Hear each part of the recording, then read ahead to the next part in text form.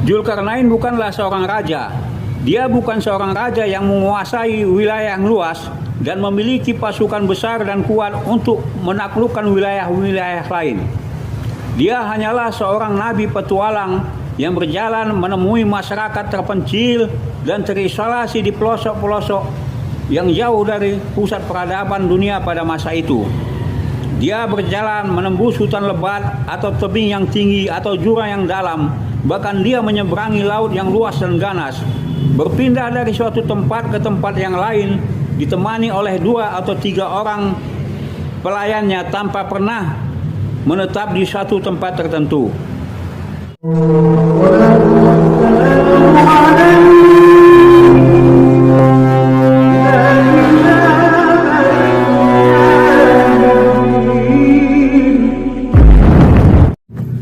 Assalamualaikum warahmatullahi wabarakatuh.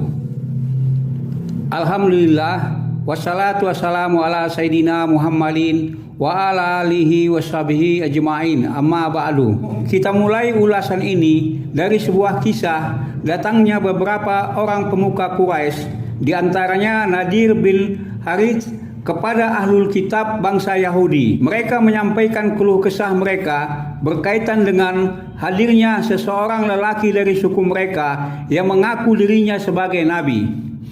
Orang yang mengaku nabi ini menimbulkan kekhawatiran yang sangat besar terhadap keyakinan yang mereka anut selama ini dan mengancam kedudukan mereka sebagai pemuka Quraisy. Sebahagian dari kaum mereka mulai meragukan keyakinan lama mereka, dan sebahagian bahkan telah menjadi pengikut nabi ini. Ahlul kitab Yahudi itu berkata, "Tanyakanlah padanya tentang 3 hal. Jika dia dapat menjawabnya, benarlah dia seorang nabi. Namun jika tidak, lupakanlah." Salah satu dari pertanyaan itu yang menjadi topik pembicaraan kita adalah, tanyakanlah kepadanya tentang seseorang lelaki yang berjalan ke seluruh penjuru bumi, dari ujung barat ke ujung timur dan dari ujung utara ke ujung selatan. Setelah mereka kembali ke Mekah, mereka pun menanyakan hal ini kepada Rasulullah. Beberapa hari kemudian turunlah jawabannya dalam surat Al-Kahfi ayat 83. Yas'alunaka 'anil Zulkarnain. Mereka bertanya kepadamu tentang Zulkarnain, atau yang mereka tanyakan itu adalah Zulkarnain, atau orang yang berjalan dari ujung barat ke ujung timur dan dari ujung utara ke ujung selatan adalah Zulkarnain. Kul sa'atlu alaikum minhu zikron. Katakanlah, akan kuceritakan padamu kisah tentangnya. Inna makanna lahu fil ardh wa atainahu min kulli shay'in sababan. Sesungguhnya kami memberi tempat untuknya di bumi dan kami datangkan padanya segala sesuatu sebagai sababa. Kata sababa ini muncul beberapa kali di dalam Al-Quran. Kita perhatikan 3 ayat. Yang pertama di dalam surat Al-Hajj ayat 22. Mangkana yazunnu alla yansuruhullahu fid dunya wal akhir wal yamdud bisababi ila sama. Barang siapa yang menyangka bahwa dia tidak ditolong Allah di dunia dan di akhirat, hendaklah dia membentangkan sababa ke langit. Nah, kata sababa ini di dalam beberapa terjemahan diartikan sebagai tali, sehingga artinya barang siapa yang menyangka bahwa Allah tidak menolongnya di dunia dan di akhirat, hendaklah dia membentangkan tali ke langit. Kemudian yang kedua di dalam surat Sad ayat 10. Mulkus samawati wal ardh wa ma bainahuma falyartaqu fil asbab. Apakah milik mereka kerajaan langit dan bumi dan apa yang ada di antaranya? Maka hendaklah mereka membaca mantra ke asbab. Dan yang ketiga, waqala Fir'aun, ya Haman, dan berkata Fir'aun, wahai Haman, nubni surhan la'aliya abla asbab. Bangunkanlah kepadaku bangunan yang tinggi agar aku dapat mencapai asbab samawati fa'atla ila ilahi Musa, asbab langit agar aku dapat melihat Tuhannya Musa. Dari ketiga ayat ini kita temukan bahwa asbab atau sababa berkaitan dengan tempat yang sangat jauh yang belum pernah dicapai oleh seorang pun sebelumnya, yaitu langit. Zulkarnain melakukan perjalanan di bumi. Inna makanna lahu fil ards wa atainahu min kulli syai'in sababa. Sesungguhnya kami tempatkan ia di bumi, atau kami beri tempat ia di bumi, dan kami datangkan untuknya kemampuan untuk menjadikan segala sesuatu sebagai sababa. Jika ayat ini kita pahami bersama tiga ayat yang di atas tadi, dan juga bersama asbabun nuzul dari surat ini, kita mendapatkan pengertian yang sangat jelas bahwa Zulkarnain berjalan ke seluruh penjuru dunia, ke tempat-tempat terpencil yang tidak terhubung secara normal ke pusat-pusat peradaban dunia pada masa itu. Tempat-tempat terisolasi dan dikelilingi oleh hutan lebat, jurang yang dalam atau tebing yang tinggi, tempat di tengah gurun yang luas atau di seberang lautan yang dalam. Di tempat-tempat itu Zulkarnain menemui masyarakat kecil terisolasi yang hidup primitif, nyaris tidak berkembang. Perjalanan Zulkarnain tidak sama dengan perjalanan Musa yang disebut dengan istilah fantalaqo. Perjalanan Zulkarnain memakai istilah fa'atba sababa. Zulkarnain berjalan mampu menggunakan tongkat panjang atau galah untuk melompat, atau tali untuk menggelantung, atau layar untuk melayang, atau mengendalikan binatang untuk digunakan sebagai tunggangan, bahkan mungkin burung untuk terbang. Dengan keterampilan istimewa itu, Zulkarnain menerobos segala rintangan yang dihadapinya. Inilah yang disebut dengan wa atainahu min kulli syai'in sababa. Jika kita setuju dengan pemahaman ini, dapatlah kita tarik kesimpulan bahwa Zulkarnain bukanlah seorang raja. Dia bukan raja yang menguasai wilayah yang luas dan memimpin pasukan besar dan kuat untuk menaklukkan wilayah-wilayah lain di sekitarnya. Dia diutus bukan untuk tugas ini. Kedua, pasukan besar akan sangat sulit memasuki wilayah-wilayah yang terisolasi tadi. Bahkan pasukan besar sama sekali tidak dibutuhkan untuk misi perjalanan Zulkarnain. Zulkarnain hanyalah seorang nabi petualang yang berjalan ditemani oleh 2 atau 3 orang pembantunya. Tidak mungkin lebih dari 4. Sekarang kita membahas perjalanan terakhir Zulkarnain. Semua atba sababa. Kemudian dia mengikuti sababa hatta idza balaga baina saddain, hingga ketika dia mencapai antara 2 tebing, artinya sampai ke satu lembah. Wajada min dunihima kauman, dia temui di antara 2 tebing itu atau di lembah itu satu kaum, la yakaduna yafqahuna qawla, hampir-hampir tidak memahami perkataan.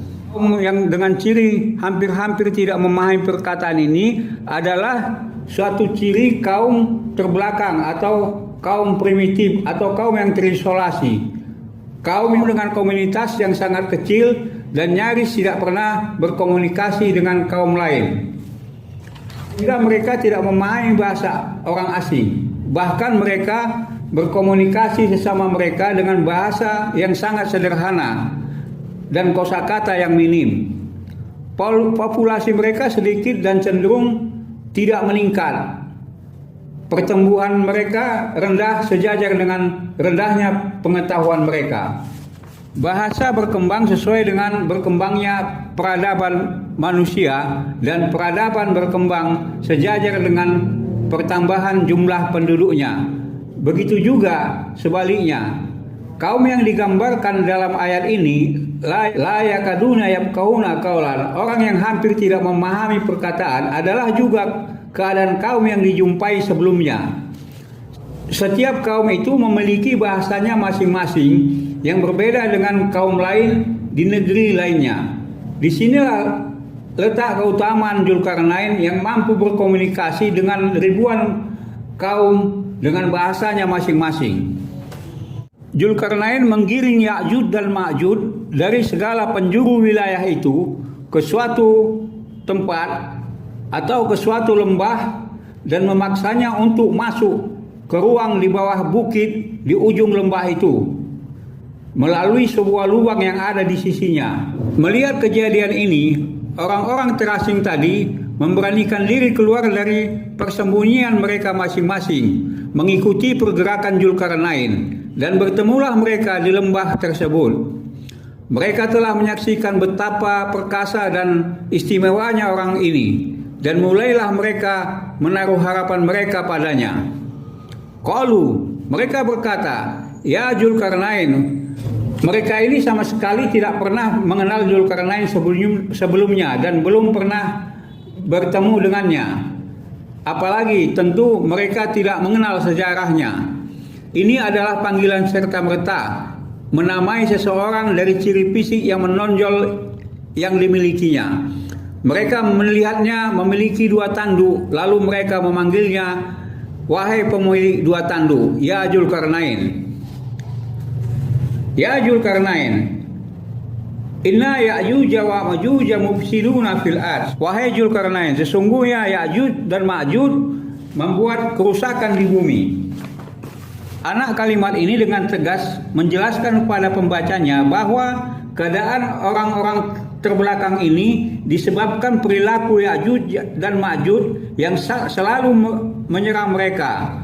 Mereka tak mampu mengimbanginya sehingga sebagian mereka dihancurkan dan sebagian yang lain hanya berusaha menghindari diri, mencari tempat-tempat perlindungan, menyelamatkan diri mereka. Jadilah mereka pelarian yang hidup di tempat-tempat ekstrim, lubang-lubang batu, gunung-gunung tinggi atau di atas pohon tinggi, di hutan yang lebat. Turun-temurun hidup dalam pelarian, peradaban mereka terbengkalai. Mereka hidup dari apa yang disediakan alam tanpa ada kesempatan untuk bercocok tanam atau mengerjakan pekerjaan lainnya, layaknya suatu masyarakat beradab. Pertemuan mereka dengan Zulkarnain dan apa yang mereka amati menumbuhkan harapan besar mereka terhadapnya. Selanjutnya mereka berkata, falhal naj'al laka harjan ala antaj'al bainana wa bainahum saddan. Mereka berkata, bagaimana jika kami ambilkan untukmu harjan agar engkau buatkan untuk kami dinding pemisah antara kami dan mereka. Harjan atau suatu imbalan berupa benda-benda berharga yang disimpan atau disembunyikan nenek moyang mereka dan mereka pelihara turun-temurun.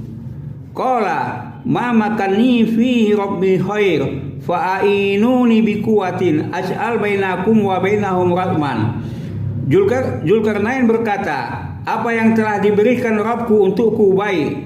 Dengan kata ini dia menolak pemberian mereka, sebagaimana mungkin orang lain membutuhkannya untuk kemewahan atau membangun kekuatan atau meluaskan kekuasaan. Sebaliknya Zulkarnain berkata, fa'inuni biquwatin as'al bainakum wa bainahum rahman. Bantulah aku dengan kekuatan, akan kubuatkan antara kamu dan mereka Rahman.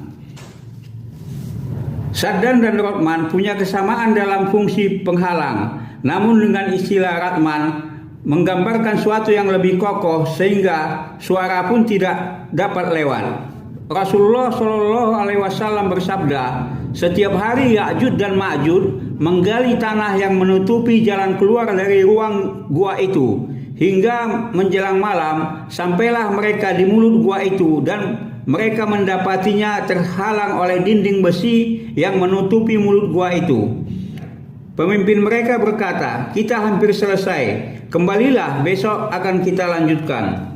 Dari hadis ini kita ketahui bahwa gua tersebut memiliki lorong dan lorong tersebut ditimbun dengan tanah sebelum kemudian mulut gua itu ditutup.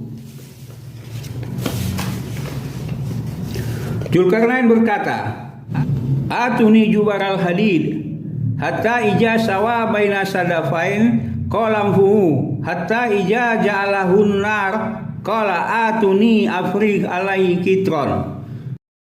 Zulkarnain berkata, datangkanlah padaku jubaral hadid, yaitu lempengan-lempengan besi atau potongan-potongan besi, sisa-sisa reruntuhan peradaban mereka, baik dari bangunan-bangunan atau persenjataan perang atau perabot-perabot rumah tangga dan lainnya. Semuanya ditumpuk di depan mulut gua itu, lalu dikatakan bakarlah, dan setelah dibakar dan melebur sehingga menjadi padu, dikatakan datangkanlah tembaga yang telah dimasak, lalu dia tuangkan ke besi tadi untuk melapisinya sehingga terhindar dari karat. Bagian akhir dari kerja ini adalah menimbunnya dan menyamarkannya. Pamastau ayyazharuhu wa mastatau lahu nakban. Tidak akan ada yang dapat mengenalinya dan tidak akan ada yang dapat merusaknya. Wallahu a'lam bishawab. Assalamualaikum warahmatullahi wabarakatuh.